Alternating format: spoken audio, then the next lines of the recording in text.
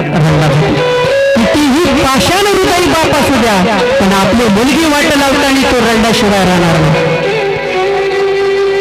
असू दे एखादा लॉनमध्ये घरामध्ये लग्न चाललेलं असावं, सगळे पाहुणे रावळे येतात आणि पाहुणे रावळे आल्याच्या नंतर लग्न लागतं. लग्न लागल्याच्या नंतर सगळे पाहुणे रावळे निघून जातात.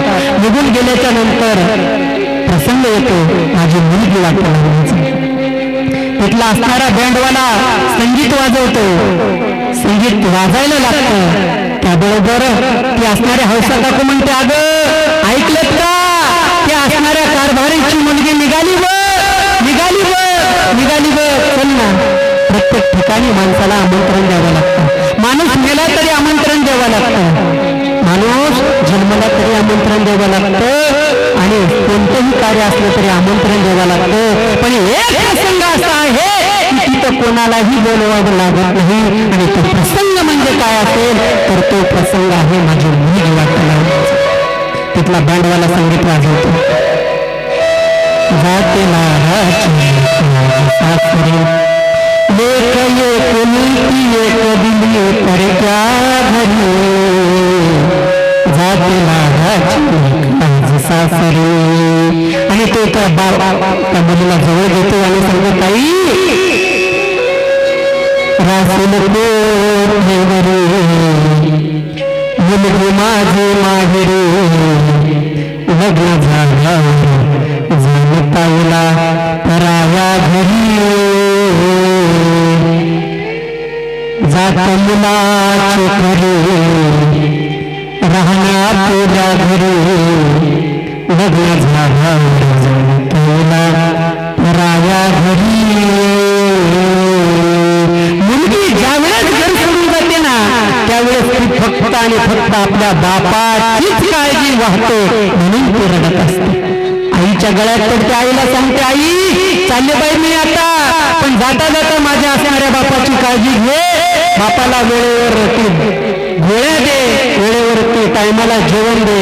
मुलगी जाते फक्त आणि फक्त आपल्या बापाचीच काळजी वाटते. महाराज तेवढ्यामध्ये आजी आली, आजीच्या गळ्यात पडते. आजीला सांगितलं, आजी येते बाई आता, पण मी जाते, पण माझ्या बापाची काळजी मात्र घे. तेवढ्यामध्ये 10-15 वर्षाचा दादा पडत येतो, दादाच्या गळ्यात पडते आणि सांगते, दादा किती कष्ट केले रे आपल्या बापांनी, किती कष्ट केले.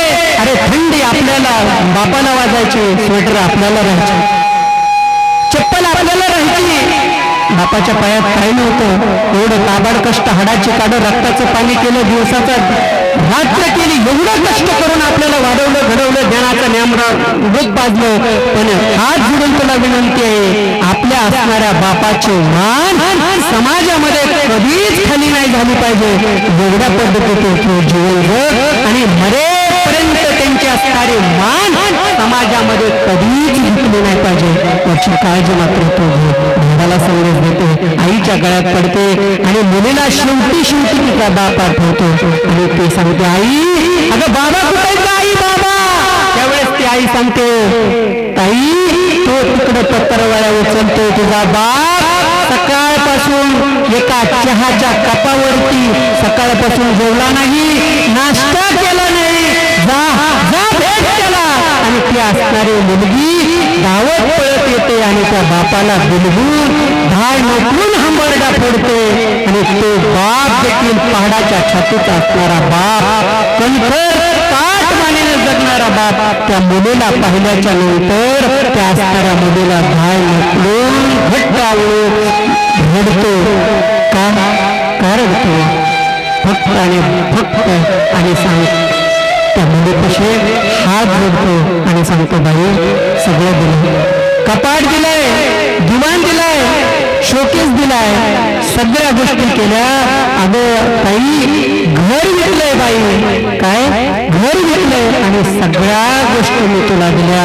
पण एवढंही करूनही जर या गरीब बापाकडून काही चुकलं असेल तर उदार करणारे या बापाला माफ कर.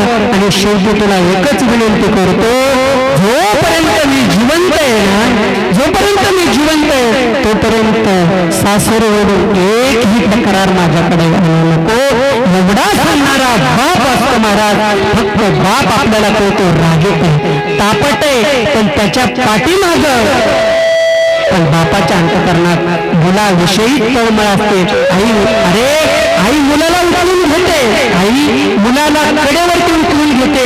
आईचं एवढंच म्हणणं असतं, जे मी पाहते ना ते माझ्या मुलाने पाहिलं पाहिजे. पण बाप ज्यावेळेस मुलाला उचलून घेतो ना त्यावेळेस तो कडेवर घेत नाही, तर तो त्याला खांद्यावरती घेतो. कारण बापाचं एवढंच म्हणणं असतं, अरे मी जे पाहिलं नाही माझ्या जीवनामध्ये ते माझ्या मुलाने पाहिलं पाहिजे, माझ्या मुलाने पाहिलं पाहिजे. एवढा बापासाठी फक्त आणि फक्त मुलाने त्यांना कधी अंतर देऊ नका असा असणारा या भव्य कुटुंबातील असणारा हा बाप 1 वर्षापूर्वी त्यांचं निधन झालं आणि निघून गेलं. पण खऱ्या अर्थाने हा असणारा थोड्या वेळाचा सत्संग कीर्तन या असणाऱ्या त्यांच्या 3 मुलांनी केलं, 2 बहिणींनी केलं, त्यांचे असणारे नाते असतील त्या सर्वांनी मिळून हा सत्संग केला. खरं पाहिलं तर त्यांच्यासाठी फक्त आणि फक्त मी एवढंच मिळेल, कोणी कन्यापुत्र होती जे सात्विक आणि कयाचा हरेक वाटे देवा. मी सांगत नाही, अशी रत्न या कुटुंबामध्ये जन्माला आली की त्यांनी असलेलं आपल्या बापाचं वर्ष श्राद्ध केलं. आणि खऱ्या अर्थाने आपल्या बापाचं वर्ष श्राद्ध माणसाने केलंच पाहिजे. एका माणसाने मला प्रश्न विचारला, महाराज आम्ही वर्ष श्राद्ध कुठपर्यंत करायचं? मी म्हणलं, अरे त्यांची इस्टेट जोपर्यंत खातोय ना तोपर्यंत त्यांचं वर्ष श्राद्ध कर. एवढा तुम्ही केला कार्यक्रम केला ना, स्वर्गातून ते पाहत असतील आणि ते म्हणत असतील धन्य माझे पुष्प पवित्र झाले की त्यांनी देखना सोडा या ठिकाणी केला. आणि जाता जाता एवढंच सांगाल की हे झालेली कीर्तन रूपे सेवा त्यांच्या चरणावरती एक कीर्तन रूपे सेवा समर्पित